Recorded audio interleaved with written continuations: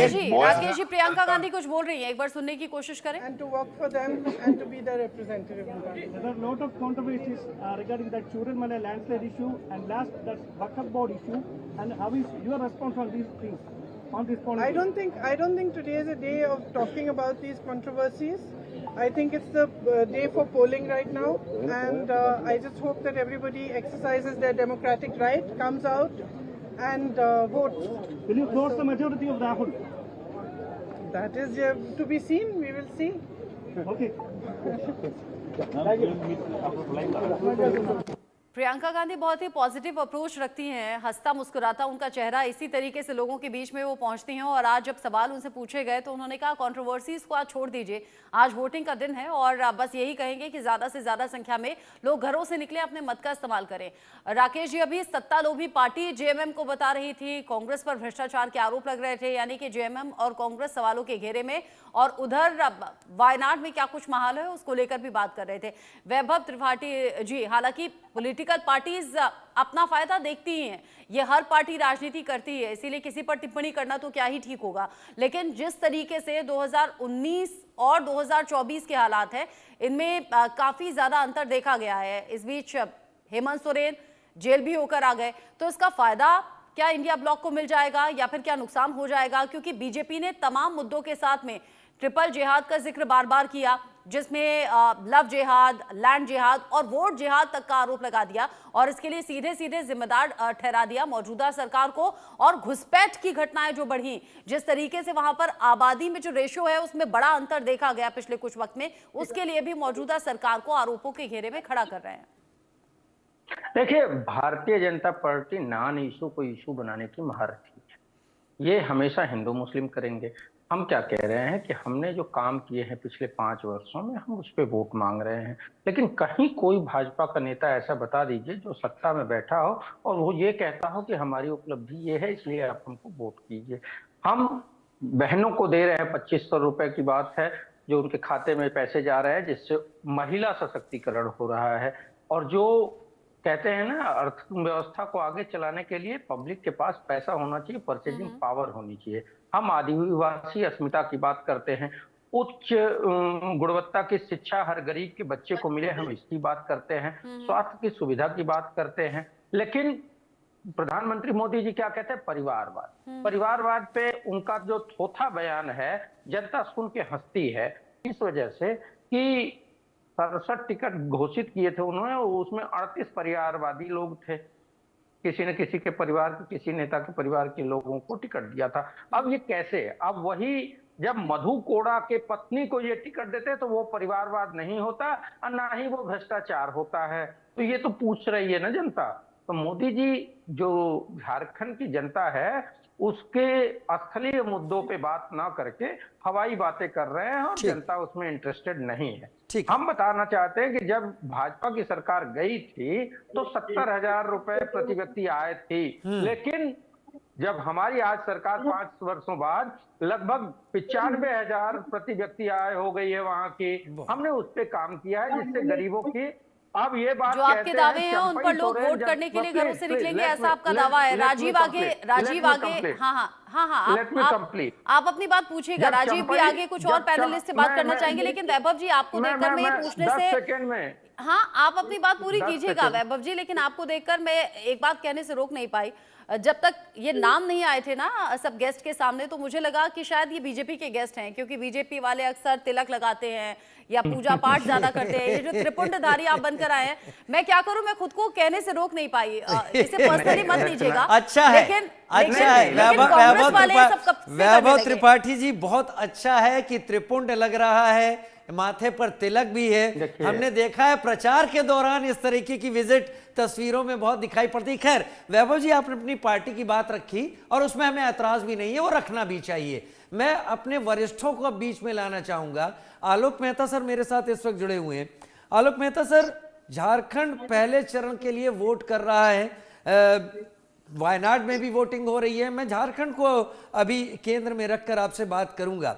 कई एक सवाल है, झारखंड आखिर किस पर वोट कर रहा होगा, इस पर बहुत ज्यादा एक्सपर्ट एक दूसरे के सामने अपनी राय रख रहे हैं। क्या ये एंटी इनकम्बेंसी पर वोट कर रहा होगा, क्या ये घोटालों की फहरिस्त पर वोट कर रहा होगा जिसको लेकर हेमंत सोरेन को जेल जाना पड़ा, या फिर क्या ये उस डेमोग्राफिकल चेंज के बीजेपी और हेमंता बिस्व शर्मा के कड़े आरोपों को लेकर वोट कर रहा होगा जिसको लेकर खासी तकरार देखने को मिली कि जामताड़ा बदल गया, पाकुड़ बदल गया, दुमका बदल गया, डेमोग्राफिकल चेंज हो गया।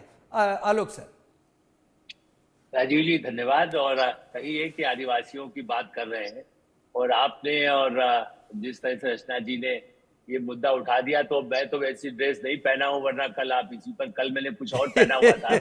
तो मेरा ऐसा मानना है कि सम्मान होना चाहिए। वैभव जी ने बहुत अच्छा पहना है। नहीं, हम तारीफ कर रहे हैं वैभव जी की, हमें अच्छा लगा। आज गणेश जी का दिन है, मतलब उस तरह से मेरा ऐसा मानना है कि सभी, इसलिए उसके आधार पर हम कोई आकलन नहीं करते। हमें तो दुख इसी बात का है, खड़गे जी ने कह दिया कि ये कपड़ा पहने कल, इसलिए मैंने कुछ दूसरा पहना था। 11 क्या एकादशी थी जी, तो मैं इंग्लिश चैनल में मुझे कहना पड़ा कि भाई मेरी ड्रेस की वजह से आप मुझे मत कह दीजिएगा, खड़गे जी नाराज हो जाएंगे। भगवा पहनी थी आपने? भगवा तो नहीं पहना हुआ था? भगवा नहीं, लेकिन अभी जो उन्होंने जो पीला जैसा पहना है, कुछ उस तरह का कुर्ता था जी जी। तो जो आज प्रियंका जी ने पहना है, तो मुझे उनको भी देख के, उन्होंने भी टीका लगा रखा है। हाँ। देखिए, जमात-ए इस्लामी का वोट लेने के लिए पूरा अभियान, चूंकि समर्थन तो उनका है, तो ये मैं प्रियंका जी की खासियत देखेंगे कि उनको मालूम है कि आज बाद में यूपी में भी उपचुनाव है, उनको राष्ट्रीय नेता बनना है। राहुल गांधी को जितना सहारा सहयोग बहन को देना चाहिए, रक्षाबंधन का एक वायदा होता है। इस दृष्टि से मतलब मैं उस पर, अब झारखंड पर आता हूँ, ज्यादा हम उस पर नहीं करेंगे। मेरा ऐसा मानना है कि इसलिए असली मुद्दा वही है जो आपने सारे गिनाए। आदिवासी जो बहुत ही, इस झारखंड बनने के समय जो आंदोलन था, तब मैं बिहार में ही संपादक था, और शिबू सोरेन जी, सूरज मंडल जो और दाएं हाथ, सरयू राय तो अब खुद भी चुनाव में मुख्यमंत्री के उम्मीदवार रहे हैं, अब वो जेडीयू के साथ आ गए।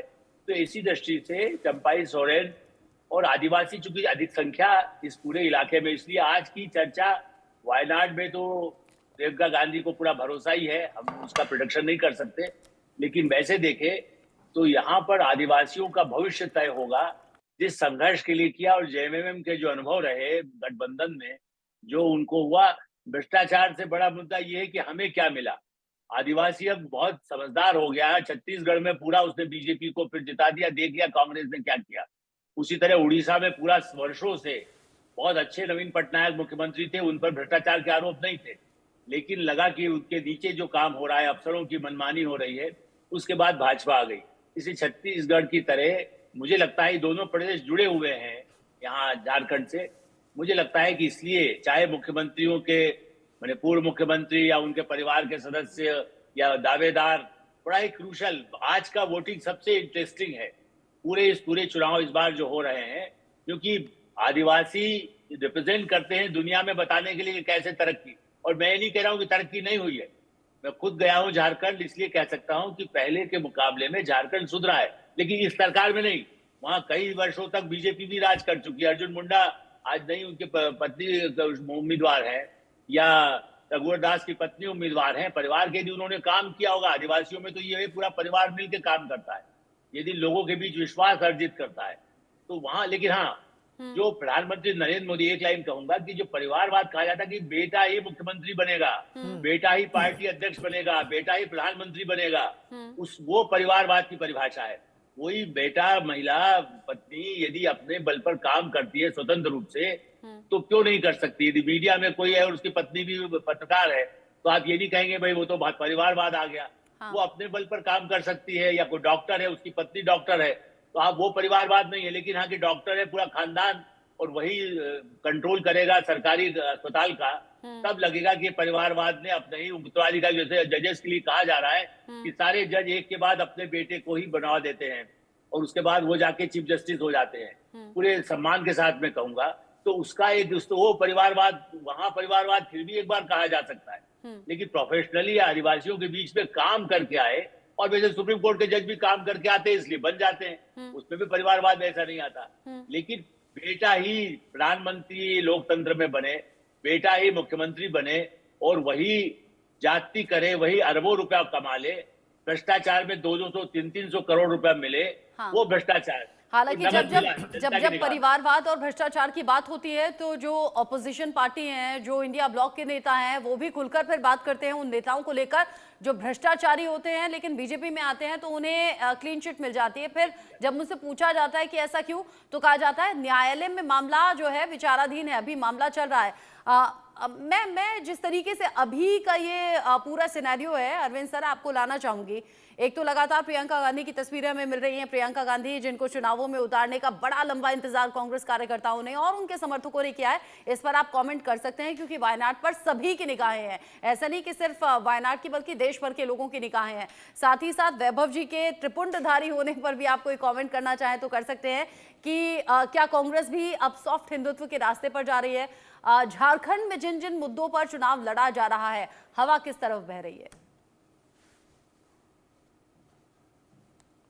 बात ये कहनी चाहिए कि हर ड्रेस का उसके साथ एक जवाबदेही जिम्मेवारी जुड़ी रहती है। भगवा के साथ ही नहीं है और तिलक के साथ ही नहीं है। मिलिट्री का ड्रेस पहन के अगर कोई कुछ गड़बड़ करे तो पुलिस का ड्रेस पहन के कोई कुछ गड़बड़ करे, खादी पहन के गड़बड़ करे तो फिर माना जाता है कि वो कुछ ज्यादा बड़ा अपराध हो रहा है। तो इसलिए ड्रेस का अपना उसकी एक मर्यादा उसके साथ जुड़ी हुई है।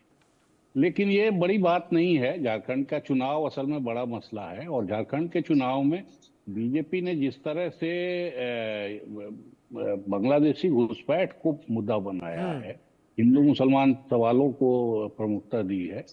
कल रेड हुआ है, आखिर में आके हम लोग को लग रहा था कि ये मसला ज्यादा बीजेपी खींचेगी नहीं, लेकिन कल जिस किस्म से फिर रेड हुए हैं ठीक चुनाव के पहले, वो सब ये बताता है कि बीजेपी ने काफी तैयारी करके इस मसले को उठाया। और निश्चित रूप से जो लोग जमीन पे थे, चाहे हेमंत बिस्वा शर्मा हो, शिवराज चौहान हो या बीजेपी के स्थानीय नेता हो, उन सब ने सोच विचार के इसको उठाया होगा। लेकिन एक झारखंड का में काफी वक्त बिताने और वहाँ की राजनीति में भी दिलचस्पी रखने वाला पत्रकार होने के चलते मुझे बार बार ये लगता है कि ये मसला झारखंड के लिए बड़ा नहीं है। और बीजेपी ने 5 साल विपक्ष में रह के भ्रष्टाचार या कुशासन के मसले नहीं उठाए। उसकी जगह वो 5 साल सरकार गिराने में लगी रही। उसके पहले उसने रघुवर दास को चीफ मिनिस्टर बना के आदिवासी मुख्यमंत्री बनाने की परंपरा तोड़ी। झारखंड के आदिवासियों में थोड़ी मिलिटेंसी ज्यादा है बाकी देश के आदिवासियों की तुलना में, तो उनको इग्नोर करना मुश्किल है और वो चुनाव परिणामों में दिखाई दे रहा है। तो मुझे लग रहा है कि इस बार बीजेपी ने काफी कोशिश की है कि जो छिटके हुए लोग थे या चंपई सोरेन जैसे लोग, बाबूलाल मरांडी पार्टी का विलय करा लिया, चंपई सोरेन को साथ ले आए, तो सारी कोशिश बीजेपी इसमें लगी हुई है कि आदिवासी वोटों में का एक हिस्सा उसके पास आए जो उससे दूर हुआ था। लेकिन मुझे लगता है कि जो ये मसला हिंदू मुसलमान करने की कोशिश लगातार की गई है और आखिरी दिन तक वो कोशिश हुई है, करप्शन पे या शासन पे सवाल नहीं उठाए गए, वो बहुत ज्यादा फायदा उससे होता नजर नहीं आ रहा है। मुझे सिर्फ ये लग रहा है कि लोकसभा चुनाव में जो शहरी वोटों में या हिंदू वोटों में एक किस्म की टूट दिखाई देने लगी थी कि बीजेपी से थोड़ा वो दूर हो रहे हैं, हिंदू मुस्लिम करने से पॉसिबल है कि वो पोलराइज बीजेपी के तरफ हो जाए। और सब गिनती के बाद भी झारखंड में ओबीसी वोट या शहरी वोटों का अनुपात काफी बढ़िया है। अगर इसको ही पोलराइज बीजेपी कर ले तो फिर वो अच्छे ढंग से लड़ाई में आ जाएगी। लेकिन मेरा अभी भी ये मानना है कि उसने गलती की है, ये हिंदू मुसलमान या बांग्लादेशी। आप कह रहे हैं कि बीजेपी ने गलती की है हिंदू मुसलमान कह के। अरविंद जी, ये बात आप यहीं से आगे बढ़ाइएगा, अपनी बात पूरी कीजिएगा। प्रधानमंत्री नरेंद्र मोदी ने थोड़ी देर पहले सोशल मीडिया अकाउंट एक्स पर पोस्ट किया है, झारखंड विधानसभा चुनाव में आज पहले दौर की वोटिंग है, सभी मतदाताओं से आग्रह करें कि लोकतंत्र के इस उत्सव में पूरे उत्साह के साथ मतदान करें। मौके पर पहली बार वोट देने जा रहे जो सुबह सभी युवा साथी हैं, यानी कि फर्स्ट टाइम वोटर्स को उन्होंने कहा है बहुत बहुत बधाई। याद रखें, पहले मतदान फिर जलपान। फिर थोड़ी देर बाद दूसरा एक पोस्ट होता है जिसमें लिखते हैं देशवासियों को बेहतर स्वास्थ्य सुविधाएं देना और उनके जीवन को आसान बनाना हमारी सबसे बड़ी प्राथमिकता है। इसी दिशा में आज सुबह करीब 10:45 पर बिहार के दरभंगा एम्स के शिलान्यास के साथ ही और कई परियोजनाओं का लोकार्पण शिलान्यास करेंगे। एक तरफ वोट करने की अपील भी बता दी, दूसरी तरफ बता दिया कि देश की जनता कितना प्रायोरिटी पर है और लगातार उनके लिए हम काम कर रहे हैं। आज अलग अलग जगह 2 जगह सभाएं भी हैं। अरविंद सर, निश्चित रूप से नहीं, प्रधानमंत्री अपने काम का और या पुरानी अपनी सरकारों के काम का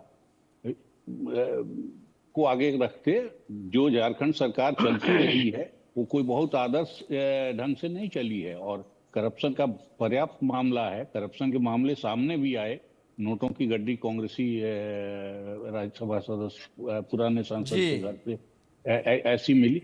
उन सब मसलों को उठा के बीजेपी घेर सकती थी सरकार को, लेकिन उस सवाल को उसने सेकेंडरी रखा, पीछे रखा। उसने यही घुसपैठ का मसला ये है कि 10 साल से आप शासन में हैं, एक भी बांग्लादेशी को डिस्पैच नहीं किया गया, जबकि उसके पहले हम सब देखे हुए हैं दिल्ली में कि यमुना पुस्ता पे या सिम्हापुरी कच्ची डी ब्लॉक, ये बस्तियां थी बांग्लादेशी घुसपैठियों की। उनमें करेंसी चलती थी, उसमें लड़कियों का कारोबार चलता था, उसमें ड्रग का कारोबार चलता था। और ये सारी शिकायतें जब हुई तो उनकी पहचान करके उनका डिपोर्टेशन हुआ। लगातार डिपोर्टेशन हो रहा था, 10 वर्षों में डिपोर्टेशन नहीं हुआ है, लेकिन 10 वर्षों में इसको राजनीतिक मसला बनाने की कोशिश की गई है लगातार। बिहार में भी ये हुआ है सीमावर्ती इलाकों में, और अब झारखंड में भी, जिसकी कोई सीमा बांग्लादेश से नहीं। अब अभी आप जामताड़ा, आपके यहाँ से एक नाम आया कि जामताड़ा में आबादी का रेशियो बदला है। जामताड़ा में बंगाली आबादी हो सकती है क्योंकि वो आसनसोल से लगा इलाका है, वहां घुसपैठ करके आके इतने बांग्लादेशी बैठ जाएंगे, ये अंदाजा मुझे नहीं है। डेमोग्राफी तो बदल रही है, झारखंड की आदिवासी धीरे धीरे कम हुए हैं। इसको बड़े मुद्दे की तरह बीजेपी ने सामने रखा है। हालांकि इस बीच